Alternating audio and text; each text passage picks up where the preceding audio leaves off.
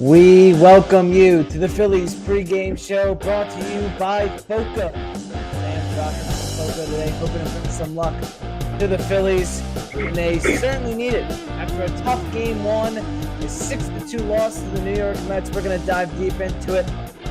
The hitting, the pitching, a lot of things going wrong yesterday for the Phillies. They look to bounce back and maybe save their season in Game 2 against the New York Mets at Citizens Bank Park. I'm Ben Goldstein, joined by Sam Heine. Thank you to FOCO for sponsoring the Phillies postseason pregame shows. Sam, need a big one today. Yeah, like you said it, the season is basically on the line today with a chance to possibly go back to New York down 0-2.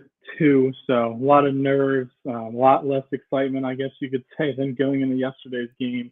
Today is a lot more nerves. Yeah, a lot more nerves. And I mean, we'll just start off with it. Which negative do you want to start with? The hitting or the bullpen? We'll start with the lineup. All right, we'll go with the lineup. Here's today's Phillies lineup.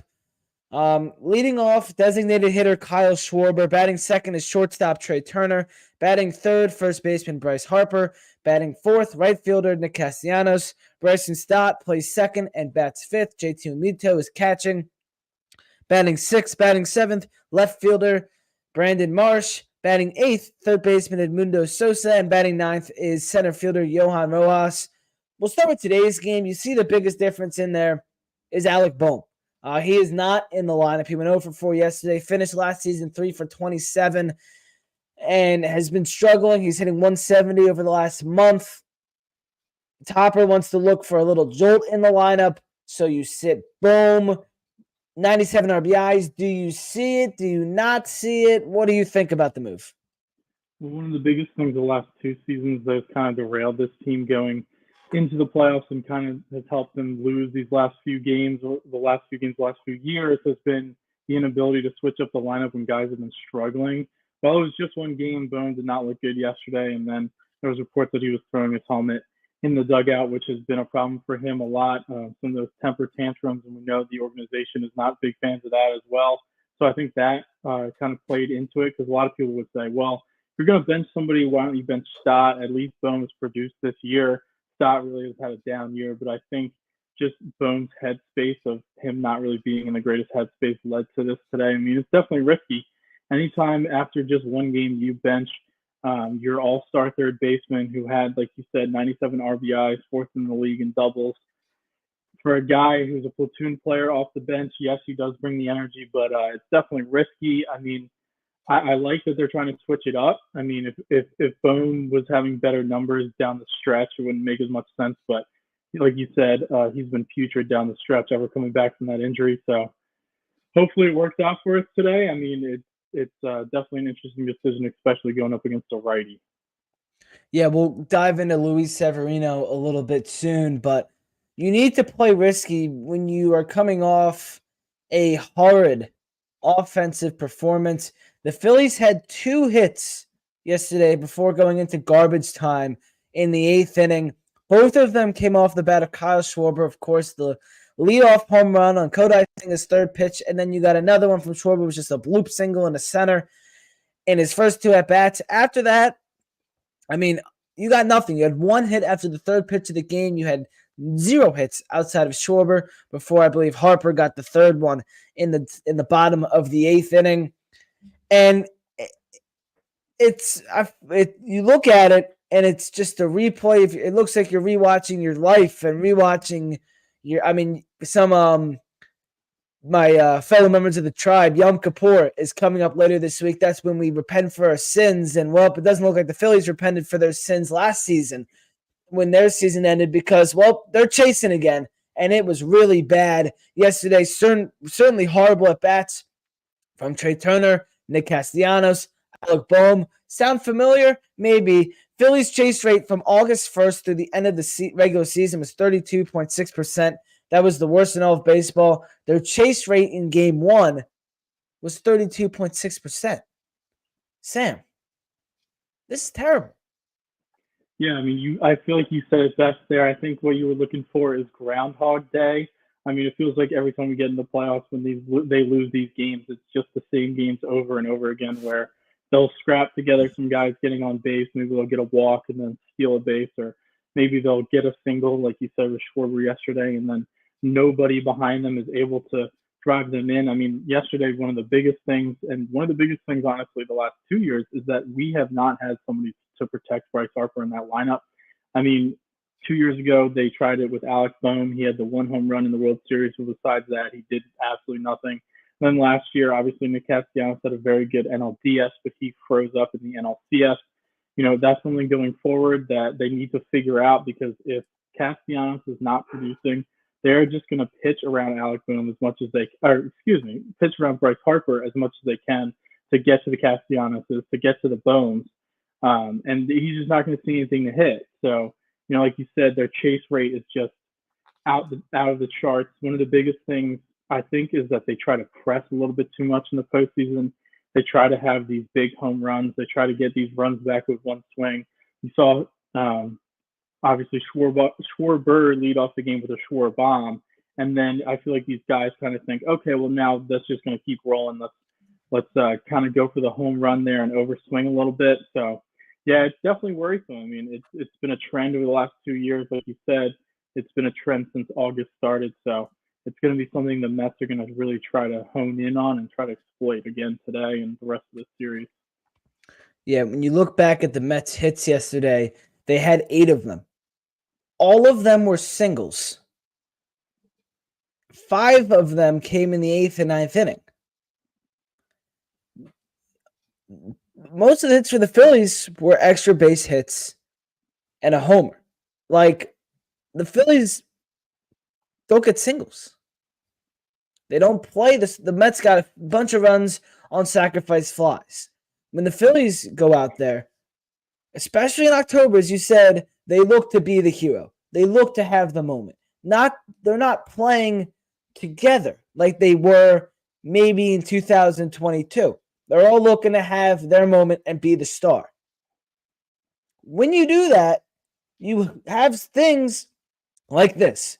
Chasing pitches inside the zone, having horrible at-bats. We saw it last year at the end, and we're seeing it this year. The Phillies' incapability to play small ball might be the reason their last 2 seasons, this year and last year, are coming to an end. Yeah, you go back to 2022, and the Phillies, like you said, they played together. You think about that game against St. Louis Cardinals where they're down going into the 9th inning. They get a JT Realmuto single, then they get some other singles. Alex Bohm, I believe, had a single, and then Gene Segura with the big hit. Brandon Marsh then had a single to follow it up before they kind of just exploded there. But even the way that season ended, if you remember, against the Astros in the World Series, they had that one game where Lance McCullers was pitching, and they were just teeing off against them. I mean, it was home run after home run after home run after home run. And then after that, they got 2 home run happy. They got no hit. Then the next game, they couldn't hit anything. And then down in Houston against the Astros, then they they couldn't hit. And then last year, same exact thing. They get really home run happy. They have a game where they just explode offensively, tons of home runs, and then they just keep trying for that big hit, for that home run, instead of just stringing these things together. And it's crazy because there's a lot of guys on this team who should be singles hitters. I mean, Trey Turner should be a single-double guy. He's been trying way too much for the home runs. If he was batting, 330 with 15 home runs, everyone would take that instead of 290, 285 with 25 home runs. He doesn't need to be that kind of guy. Bryson Stott should be a singles guy. Alex Bohm, when he's in there, he should obviously be a singles doubles hitter, as we've seen him be in the past. So there are a lot of guys that have the capability of doing it in this lineup, but they really struggle a lot to get them strung together. The thing the Phillies have been missing the past 2 years is a consistent singles guy. You have Trey Turner, who is now a streaky guy. Alec Bohm was consistent throughout the year until these past few months. Bryson Stott's been horrible all year. The thing the Phillies are missing, and they have been missing this for a while, is that consistent guy who's going to get on base. If this season comes to an end as quick as it's looking like it's going to, is that the number one thing this postseason or this offseason, is to get a consistent singles guy that is going to get on base? Or have they just ran out of tries with that, and it's just the Philly sports curse? The guy comes here and he sticks.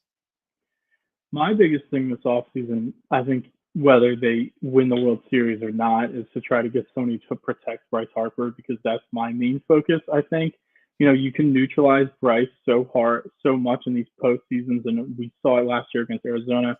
We saw it down the stretch against Houston, and then we're seeing it so far in this series. It is just one game, but they're doing the same approach where they don't give him anything to hit because they don't fear the guy directly behind him. If Bryce Harper's sitting on first base, they don't think that he's going to get scored on a double because they don't trust Alex Boone. They don't trust Nick Castellanos, I'm saying, the opposing pitchers, to hit a double off of them in these kind of scenarios. So I think that for me, at least, my biggest thing would be getting somebody to protect Bryce. Or, I mean, something that they could do even now is move the lineup around a little bit. I mean, everyone knows Bryce Harper is always penned in there, sharpied in there as a three-hole hitter, but you do see other teams, I don't think they're ever going to do this, but you do see a lot of teams, especially nowadays, put their best hitter first in the lineup. The Mets do it, the Dodgers do it, the Yankees do it at times, where they have their best hitter at that number one spot. They know he's going to get on base. But, they take away a few of those runs batted in, but he's getting on base and he's going to see pitches to hit. I mean, you saw Shohei Ohtani last night hit an absolute bomb because he's protected by Mookie Betts, and they fear Mookie Betts. And if you have Trey Turner and Kyle Schwarber backing up Bryce Harper, maybe he gets a few more pitches to hit. Like I said, I don't think the Phillies would ever do it because Bryce likes being in that three-hole, but it's definitely something that at least should cross their mind a little bit. But yeah, for me, it would be finding somebody that can back up Bryce and be that guy. And Castellanos this year has been bad in the four-hole. He's been really good in the three-hole, in the five-hole, batting over 300 in the five-hole, batting, obviously a lot less in the four-hole. So moving him there for the playoffs is definitely risky, and so far 0 for 1 with that move. Yeah, I think if Bohm was in the lineup today or tomorrow or Tuesday even, you could have Bohm in that four-hole, try Cassie in the five-hole, but Bohm in the four-hole last postseason didn't work. And, I mean, when we saw Bryce Harper at his best, was the 2022 postseason. Where was Harper batting that year? 4. Just throwing it out there. It's never going to happen, but just throwing it out there. It's a possibility. And JT batting third. JT batting third, and then, it sucks because Bryce doesn't want to do it, but eventually, if it keeps happening, obviously, if they make it through the series or whatever, they might have to tinker just a little bit instead of just staying with the status quo. I mean, you've seen them do it already with sitting Bohm and then moving Stott up to the 5.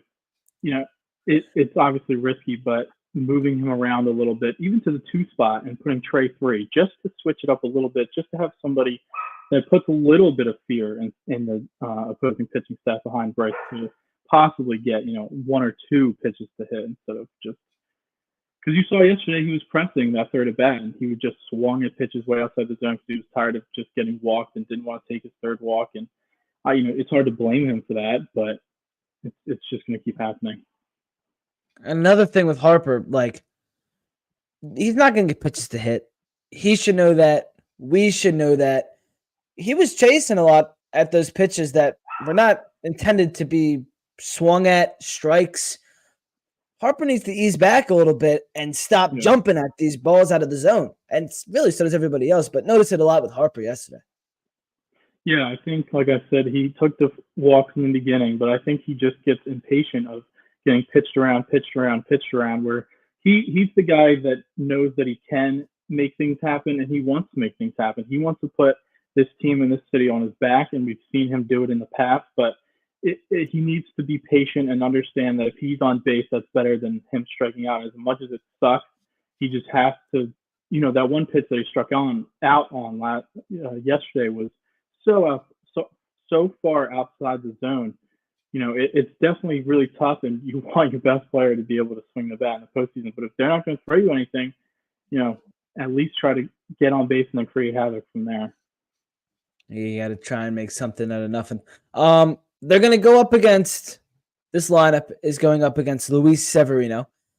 This season, Severino at 3.91 ERA. This postseason, he, in his one start, got the win in 6 innings, struck out 3. I mean, all right. this season, Severino, his first time against the Phillies in 6 innings, led 3 hits and 3 earned runs. He allowed 2 homers, a walk. Let's see. And then his second start, which came a week later, 6 innings, 5 hits, 3 runs, a homer, and 2 walks. I mean, just 2 starts. You do see some success for the Phillies off of Severino. However, there will be shade. Ooh, there is shading. And Turner and Castellanos talked about it after the game. The Mets also talked about it. I wrote about it. It is a fair excuse. There was shade, but you are going to need to. It was very intense. First thing I said when I got to my seat is shade's going to play a factor today, especially when you have a really good pitcher like Zach Wheeler and Kodai Senga's forkball coming at you. But the Phillies are going to have to adapt to it. The Mets are as well, but I mean, the Phillies offense is the most concerning thing right now. They're going to have to adapt to the shade. Every game is an afternoon game this series. You have a 4 o'clock game. It is the same exact weather today as it was yesterday.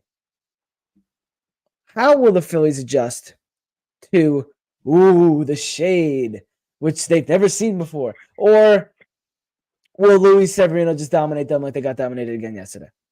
Yeah, I mean, the shade definitely plays a factor. One thing that I never understand for baseball postseason is that you don't play games at any of these times all season long. 2 o'clock, 3 o'clock, 4 o'clock. It's so weird that they do this. This is like kind of like a side rant here before I go into the shade, but no other sport, that has playoff games every day cares about the playoff teams competing against each other except for baseball, and then you end up having most of the people can't even watch the games anyway. Like the Phillies play at 5 o'clock on Tuesday in the NLDS, makes no sense. But like you said, all their games are going to be in the afternoon, and shade does play a factor. I mean, nobody wants to hear it because if you could give it the excuse of shade for one game, right? Oh yeah, it was shady. They couldn't really see the ball. They'll get adjusted. But nobody wants to hear it when you offensively have collapsed the last 3 seasons. But it's definitely something that they need to be more prepared for today. One thing that was good, at least, is that if you noticed yesterday, I don't know how well you could see it from your seats, but from the TV copy, they were showing it where it was going away pretty early, like 3rd or 4th inning, where from the pitcher's mound to home plate was completely covered. So there's only the first couple innings that really get affected. I know that some of the Phillies players were talking about potentially wearing sunglasses out there today instead of going up there with nothing to try to see the ball a little bit better. I mean, if you saw the video that MLB posted of the umpire view of some of Zach Wheeler's fastballs, I mean, you can never see his fastball before, but it's like a half second of light that you see, and it's definitely tough to see it. But these guys got to make adjustments, and like you said, it's not going away because every game is going to be in the afternoon for this series. So it's definitely a fine excuse for game 1, I guess, but going forward, you can't use it anymore because now you know what to expect. And I mean, you can't just go out there and say, "Yeah, I suck today." Like you have to say, "Yeah, the shade was tough to see." Like you can't just like own up to you. Like Casting Turner have done this the past 2 seasons. Trey Turner Well, yeah, last year's playoff needed a games were standing ovation to get something going. Like, last come year's on, playoff games. admit that you are not you're on a bad stretch. It is ridiculous when athletes do this. Just own up to it. It's crazy to me. Yeah, I mean, like I said, it's definitely a factor, but you can't go out there and say it as an excuse after the game, especially when the Mets scored 6 runs or 7 runs. Remember, they scored 6 runs that 1 inning. The Mets, once Wheeler got out of there, they were fine with it. We didn't hit until it was garbage time. So, it's definitely not what you want to hear. In last year's playoff games, these same players were making the same things happen and those were at night. World Series games were at night when they got no hit. So, it's the last thing you want to hear. But to Severino, like you were saying, I mean, one thing that's big for him, I think that's a positive for Phillies fans, is that their manager Mendoza kind of mentioned, I guess, about a week ago that he thought that he was getting a little bit worn down the stretch, a little bit tired. His last couple starts haven't been great. He let up 4 runs last week against Milwaukee. He settled in and pitched a pretty good game after that, kind of like the Taiwan Walker of last year, where you give up a bunch of runs in the beginning and then settle in. But he's allowed 4 runs in each of his last 2 starts. So, I mean, hopefully the Phillies can jump on him today. Like you said, they scored a few runs against him the last couple times he pitched. He's had a good year, but down the stretch, he's really struggled. And he has really bad numbers on the road this year. He has, I think, about a 5 ERA on the road, or somewhere around a 5 ERA on the road. And I believe he only has one game won on the road. I think he's 6-7 or six. He's either 6-7 or 6-8. I can't remember on the road. But the point is that he has not pitched well on the road this year. So, Phillies fans need to make him feel it for sure. Yeah. His ERA on the road is 5 flat. He's 4-5 on the road in 15 starts. A lot less innings. 84 hits, 49 runs, 47 of them earned, 14 homers. He does have more strikeouts on the road, so make that what you want. But I mean, that's why the Phillies are starting Christopher. Well, I know we'll get to it, but that's why the Phillies are starting Sanchez today over Nola, because of his home road splits. Obviously, with the sub-4, high 3 ERA for Severino. I mean, he's obviously a better pitcher at home than he is on the road, so it's good we're getting him on the road. Yeah, cheers. We'll get to Sanchez in a second. But yeah, what do you expect from this Phillies offense? That you've lost all this hope in the Phillies offense from yesterday. You're getting flashbacks to prior experiences. What are you looking from them today against Severino? I think the biggest thing is just seeing these guys that we know are chasers just be a little bit more patient. I mean, I want Trey Turner to work a walk today. I want Nick Castellanos to work long at bats today. I mean, Nick Castellanos swinging the ball that was 58 feet yesterday. Like, these guys are just out here swinging at absolutely everything.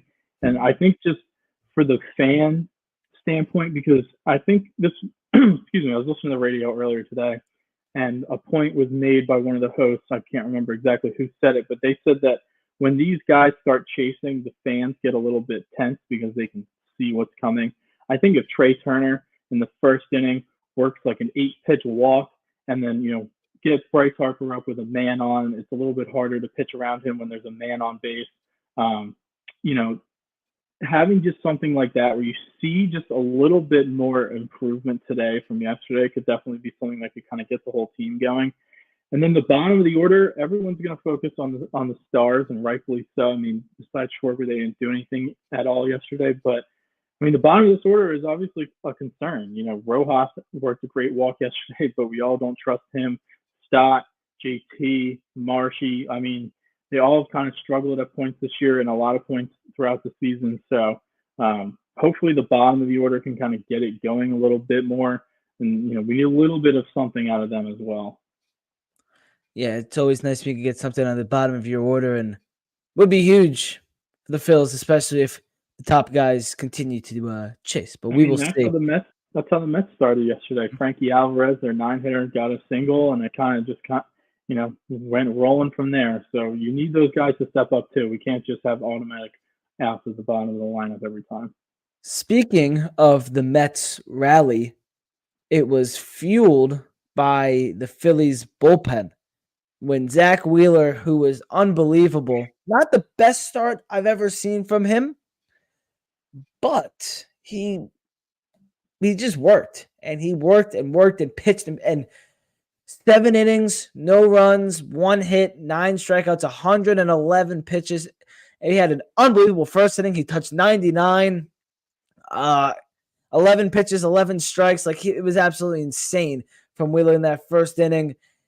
And then the bullpen comes in. The shading is gone. The big note, shade's gone. Jeff Hoffman starts it. Was horrible. Matt Strahm comes in. Struggled. Orion Kirkring allowed a run. Not a great situation for him, though. Hoffman and Strahm combined for 1 out. A single out from both of them. They had 3 straight batters, 0-2, and were just unable to close out at bats. Hoffman, Strahm, Kirkring, and Tanner Banks were all used just for 2 innings. It does not shape your bullpen nicely today. Is this just rust? They haven't pitched in a while. Is this just rust from your bullpen, or is what we thought the best lineup in the postseason, or best bullpen in the postseason, a major problem. Yeah, I mean, because we don't want to give the excuse to the offense of rust. It's hard to give the excuse to the pitching staff of rust as well. But I think when you have guys 0-2 and you're unable to finish those strikeouts, I think that does show a little bit of rust because your location's not 100% there. Obviously, if you're giving up a bunch of 0-2 hits and maybe you're not finishing them off, going back to Little League, everyone says 0-2, you better not throw him anything he can hit. And these guys are leaving balls over the plate. So, you can always give them that little excuse if they haven't pitched in a month, or a week. Hoffman, it's a little bit worrisome just because of his last outing against the Nationals, gave up 4 runs. So that's definitely something that's concerning. I mean, I still trust these guys a ton. I still think it's probably the best bullpen the Phillies have had over the last 3 postseason runs. Sometimes the Mets, this is what they do. They hang around in games, and then when you get to your bullpen, that's when they attack. And we saw them do it against the Brewers twice. We saw them do it against the Atlanta Braves when their season was on the line. I mean, that's what these guys do, and you cannot make 0-2, 1-2 mistakes to these guys, especially 3, 4 in a row. They're going to take advantage of it. So obviously yesterday's game is on the bullpen. Zach Wheeler was fantastic. I mean, you said it. It's not the best game he probably has ever thrown. I actually thought he struggled with his command a little bit at times, but he was, oh my God, grinding out at bats, just like you said, also hitting 99 fastest he's thrown in like 2 years. He was fantastic. And then for the bullpen to blow it, it definitely hurts. But I still definitely trust Hoffman and Strahm, but it's just what we're going to be grinding out every single one of these games, because no matter if it's 10-0, 1-0, 4-0, the Mets believe that they can come back. They believe they can win these games. And if your pitchers aren't sharp as they can be, the Mets are going to take advantage. And it kind of points back to the offense, because throughout the game, in my seats, I was kind of like, Phillies need to run here. Phillies need to score runs. The Mets hang around. You've seen it multiple times this week. I think every win the Mets have had this week has been in comeback fashion. They have trailed every game this week that they have won, and they've come back and won the game. We saw it against the Brewers in Game 3. We saw it in the Game of the Year against the Braves, where they clinched the postseason. This is how the Mets have won games all season. And if you're getting 1 run from your lineup, all the Mets, and when the Mets get going, they don't stop. Yeah. All you need is 1 run, 2 or 3 hits from the Mets, and I mean that's it. Like, they need one fuel, and they are off. Where the Phillies just like couldn't get anything going, and that's what killed them yesterday, and they cannot do it for the rest of the series. Yeah, the Mets believe. I mean, it's just as simple as that. The Mets believe in themselves. They have the best record in baseball since the All-Star break. The Phillies have just a 500 record since the All-Star break. I mean, they've been fighting ever since that All-Star break every day for their lives. And this is something that gets talked about a lot with the wild card series, with now getting the bye to the division, is that sometimes these division teams just kind of go on coast mode. I mean, the Phillies had such a big lead in the division starting with the All-Star break that some people thought they kind of put it into coast mode a little bit, and it's hard to get that back when the Mets have been scraping and crawling and for their lives every single day for the last couple of weeks. I mean, they believe it's them versus the world, and they're showing it so far. And yesterday's game reminded me a lot kind of like a football game when the Eagles' first game a little bit, where Jalen Hurts turns the ball over a few times and the Green Bay Packers only kicked field goals. They should have gotten touchdowns. They were in the red zone, and you can just kind of feel the whole time in that game in the beginning. The Eagles were losing, but the Green Bay Packers had a lot of opportunities in that game where they should have taken advantage. Eagles come out in the second half, bomb the AJ Brown touchdown, and kind of steamrolls from there. And that's what that first run kind of was for the Mets yesterday, where they just got that first run and it kind of steamrolled from there because we just let them hang in that game way too long. We had so many opportunities to kind of blow the doors open a little bit, add on with runs. I think they left 9 or 10 players on base yesterday, which is just unacceptable in the playoffs. You come across 2 or 3 of those, it's a whole different game. And I know everyone's going to say, well, the bullpen gave up 6 runs, but if you go into that game with a 2-run, 3-run, 4-run lead going into the 8th inning, it's a whole different ball game. So yeah, this Mets team believes they're a very good baseball team. Like I said, they've had the best record in baseball since the All-Star break, and they've been fighting, and they're not going to give up until that final whistle blows. Here's a quick note. The Phillies are wearing their cream uniforms again today, which is a problem because they have not played well in those cream uniforms so far this season. Mm-hmm. They're like 30-7 or something in the pinstripes. Why are we not rocking the pennies? Yeah, I know. I mean, I thought that they were going to go pinstripes yesterday and then the Sunday creams on Sunday, but they like to switch it up in the postseason. I mean, hopefully it comes out better than it did. I mean, the best Phillies game I've ever been to in my life, best baseball game I've ever been to in my life, Game 5 NLDS, they wore the creams. So, I mean, I wish they were going with the pinstripes classic look, but hopefully we get some better luck today than yesterday. Yeah, hopefully. And a guy, I don't know, he doesn't need the luck, but Christopher Sanchez is starting for the Phillies today in those cream uniforms. He got one start. He got one start last year in the postseason in Arizona, I believe. He was all right. But he has been unbelievable at home this season, which earns him the Game 2 start at home. He has a 2.21 ERA. We're on the road. He has a 5.02 ERA. It seemed like the easy choice to have him pitch Game 2 today at Citizens Bank Park instead of at a raucous Citi Field crowd, which is sure to be in Game 3 on Tuesday, where they'll have Aaron Nola go. Agree or disagree with this decision? Yeah, this is something that I've been going back and forth with in my head ever since it was kind of brought up. It didn't really seem like it was ever a possibility. You paid Aaron Nola $170+ billion in the offseason. He's your clear number 2. He has World Series experience, tons of playoff experience. You throw that guy out in Game 2. But as you kind of started becoming a conversation and becoming more of a reality, I mean, it does make a lot of sense. Christopher Sanchez made his first postseason start, like you said, last year. It was just 2 innings. He's still a young kid who making his first real postseason start on the road when he has such bad road numbers this year is definitely risky. The only thing so from that standpoint, I agree with it just because I trust Aaron Nola to go into Citi Field and win a game more than I do trust Christopher Sanchez to go into Citi Field and win a game. My biggest thing, though, is that I feel like this decision was made too early.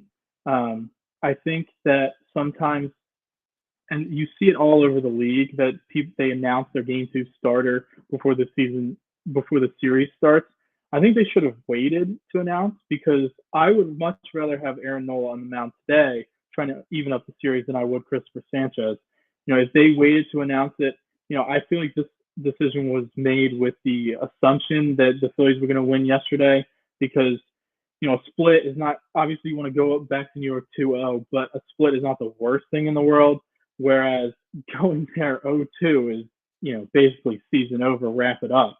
So, at the end of the day, like I said, I agree with the decision just because of his road and home splits, but I would have liked to see them wait to announce who was going to start today until after Game 1 was finished. I don't like kind of throwing your plan out there and then because you can't go to Chris Sanchez and say, hey, now we're going to start your Game 3 after you already announced it. You got to stick with it. So, yeah.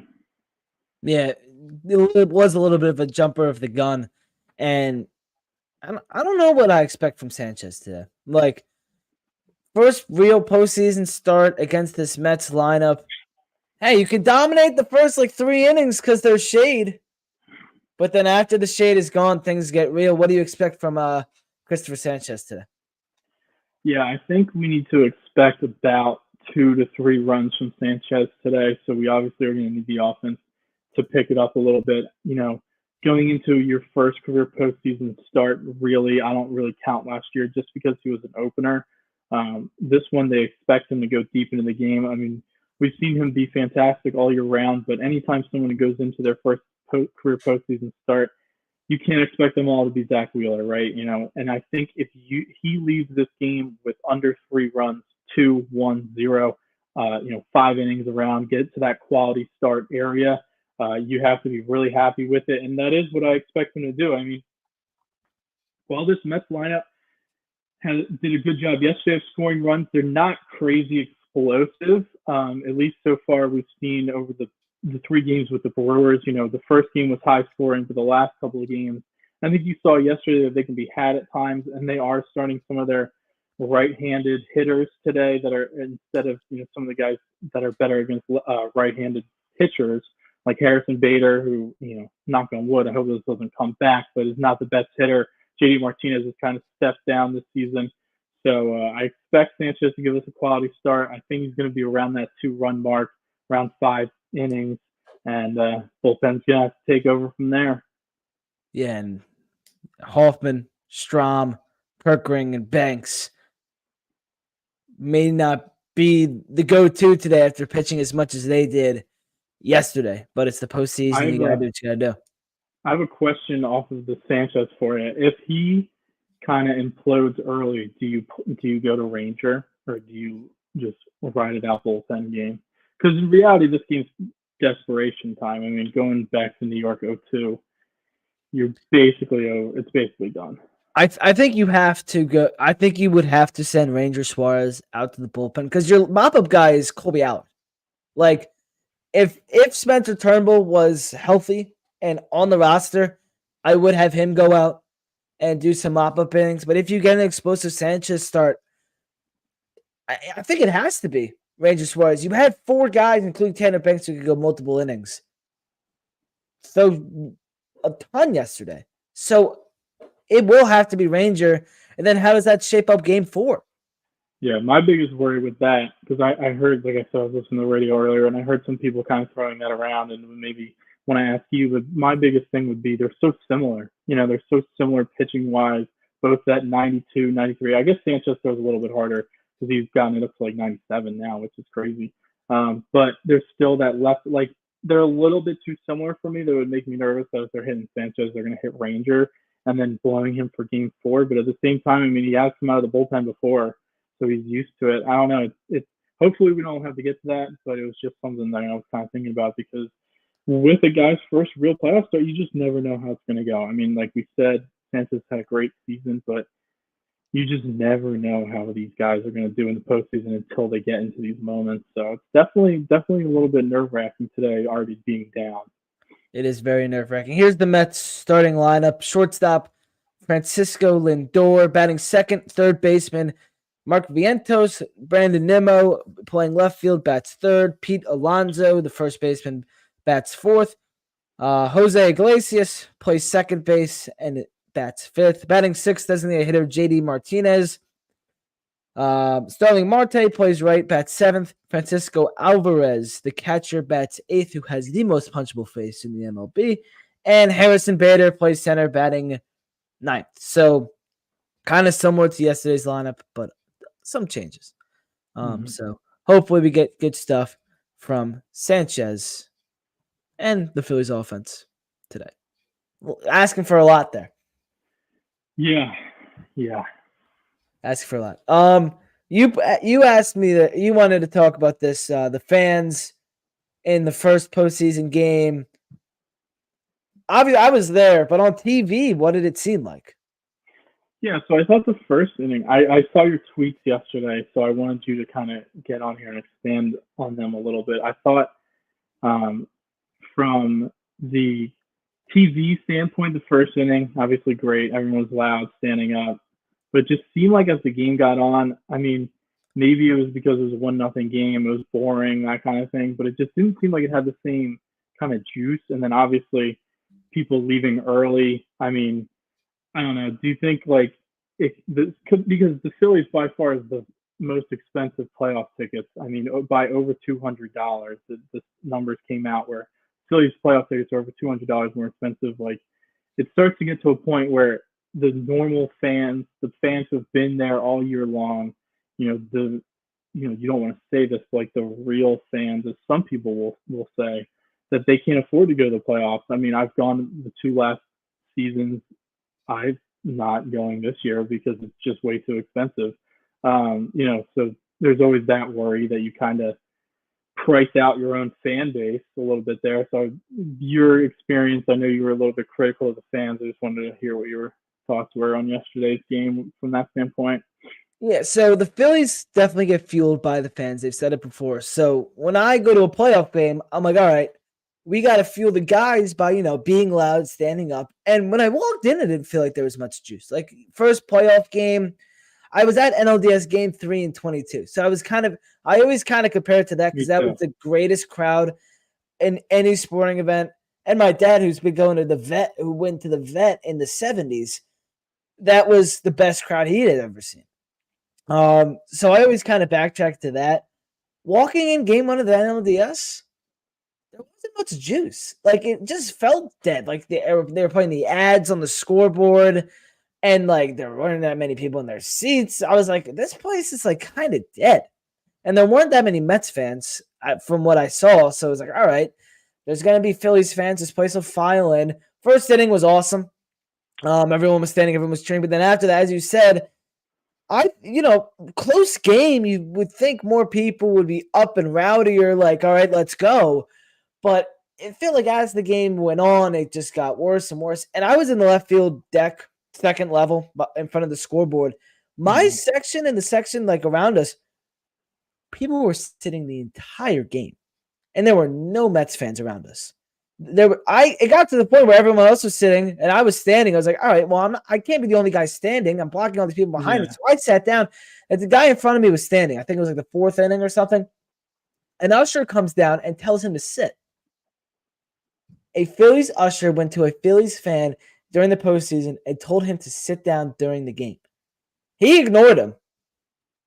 And while that was going, I was like, all right.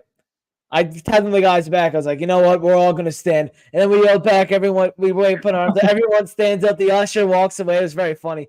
But that went on throughout the game. And the whole upper level was sitting. Most of the lower level, I think, was standing. But the first few rows were sitting. And from what I've noticed, as the years have gone on and the rounds have gone on, the crowds get worse and worse and worse. And so the rally towels this year were bad too.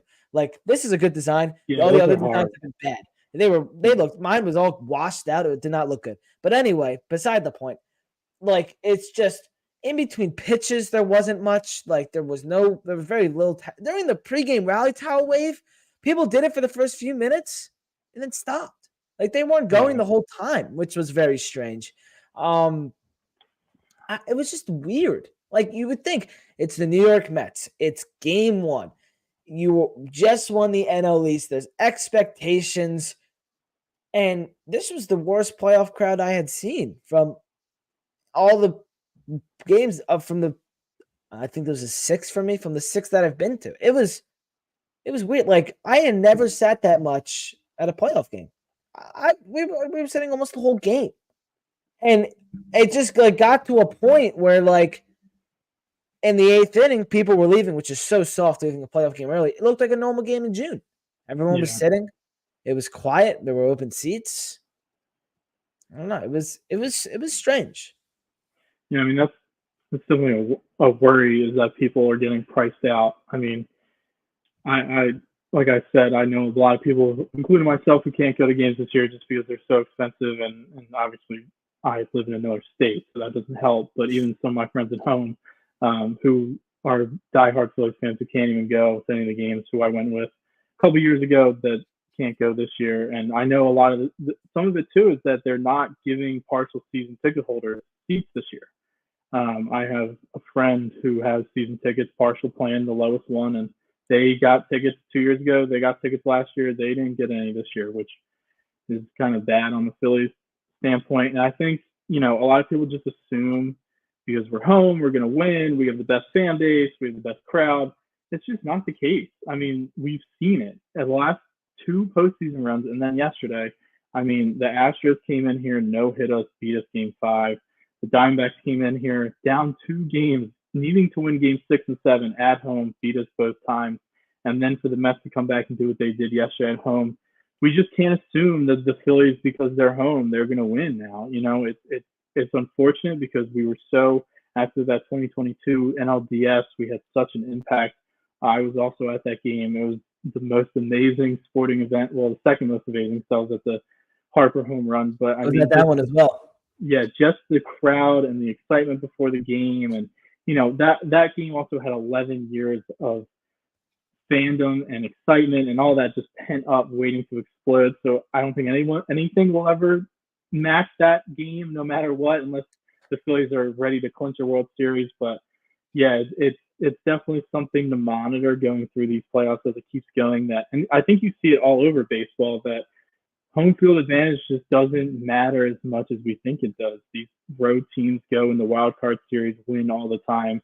Obviously, the Mets did that. And then we did it to the Braves the last 2 years.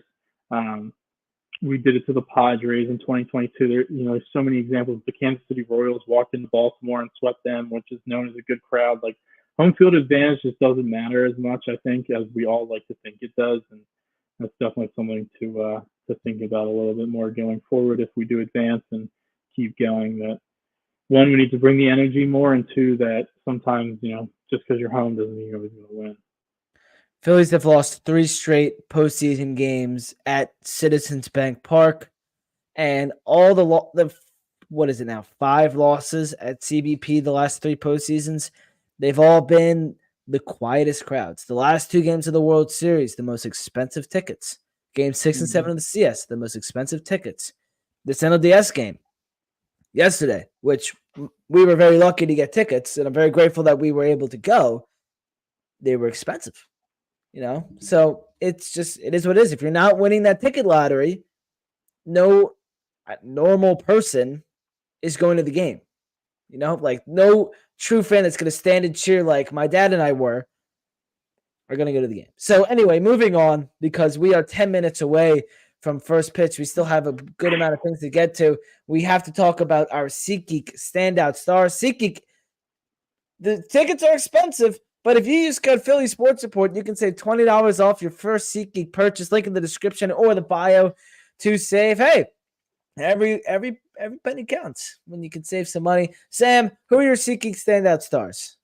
All right, I'm just going with one standout star today, and we talked about him a lot, about having people backing him up. I think Bryce Harper is going to do something special today. He's talked a lot before this postseason about his legacy, how he wants to add to his legacy, and how he wants to cement his legacy both here in Philadelphia and in MLB history. Career versus Luis Severino. He's batting .400 with 2 home runs.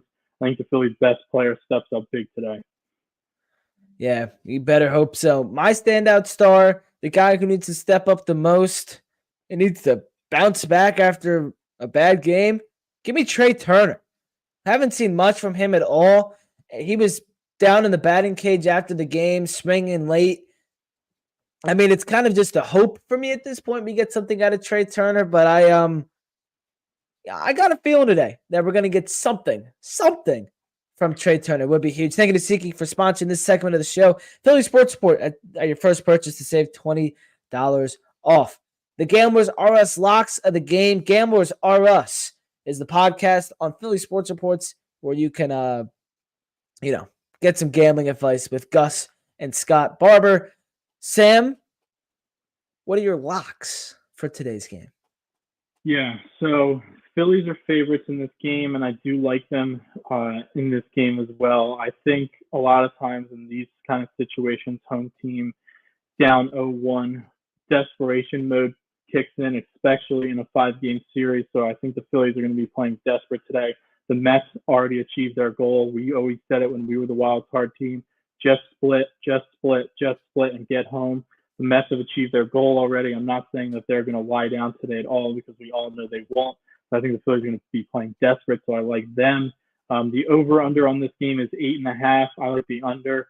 I do think it's going to be a high-scoring game, but not that high. Bryce Harper, like I said, he's my SeatGeek standout star, so might as well put a little money where my mouth is, putting him for an anytime home run. And then Mundo Sosa's over-under on hits is only a half. I think that he gets a hit today, kind of sparks the offense a little bit, gets it going for us early. So I like those as my locks of the day. Yeah, but Sosa's in this lineup to add a little bit of something, and hopefully he's able to do that today.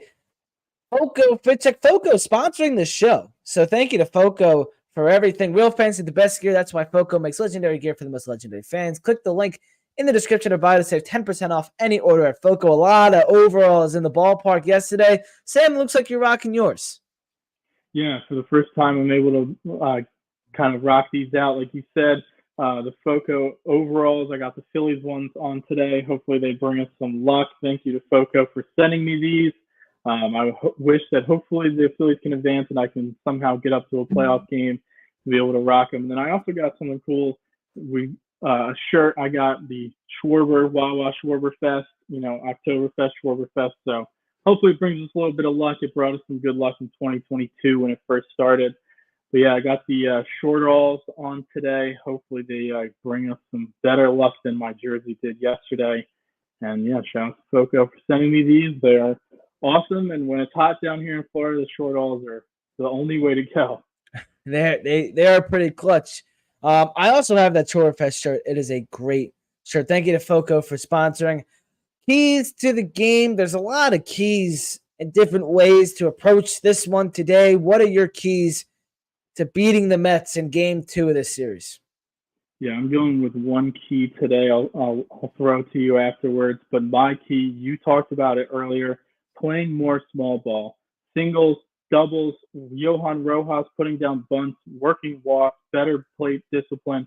Just win playing small ball. You don't always have to swing for the fences. Not every single guy needs to get all the runs back with one swing. Put the ball in play, make things happen on the bases. One thing that's been under talked about, I think, leading up to this series is how bad the Mets are against base stealers. Francisco Alvarez is very bad at throwing guys out. The Phillies have a lot of speedy guys. They need to find ways to get them on base, steal a base, and then get them in. So we need timely hitting and playing a little small ball today to hopefully head to New York Tide. Sure hope so. My key to the game is to the fans. Yesterday was not 4 hours of hell from 46,000. It felt like I was in the library. It was, that's hell for me. I don't like the library. So come on, we need something. We need some. Wave those towels, cheer in between pitches, stand up. It's not hard. You have legs, or for those who have legs, just do your part. All right, game predictions. Put your predictions in the chat. Sam, sounds like you have a Phillies win today. I do have a Phillies win. It's not going to be an easy one, but I think the Phillies head back to New York 1-1. I got to say, after yesterday's game, I'm not very confident that they'll win the series, but I do think that they will win today. I think Luis Severino is going to stick to his numbers. He's going to give up around 4 runs. And I think, like I said earlier, Christopher Sanchez is going to keep it under that 3 number. I have the Phillies winning today 4-3. All right, I was gonna say something around that, so I'll bump it down a little bit. I also think the Phillies desperate for a win, and when you're desperate and the other team isn't so desperate, you could say, you're gonna have to. You've seen it with the Phillies and Braves the past 2 postseasons, going into Atlanta, taking Game 1, falling in Game 2. In the NLCS as well in 22. I have the Phillies winning 3-2. A 1-run game. Estevez gets the save. He does the anime thing. People are back, and then things are going to come back crashing down probably in Citi Field. But we'll get there later this week. Anything else we didn't touch on? No, I think that's it. I mean, we're about 8 minutes to first pitch, so I think that's all. All right. Thank you, everybody, for watching the Phillies pregame show brought to you by Foco. Thank you to Foco for sponsoring. Thank you to SeatGeek as well. Check out PhilliesSportsSports.com postgame for my game summary. Hopefully it's a positive one. And follow us on all social media. Subscribe on YouTube. Like the video as well. Twitter, Instagram, blah, blah, blah, blah. We're everywhere. Go check us out. Sam and Ben, check it out. See you guys on Tuesday. Go Phil!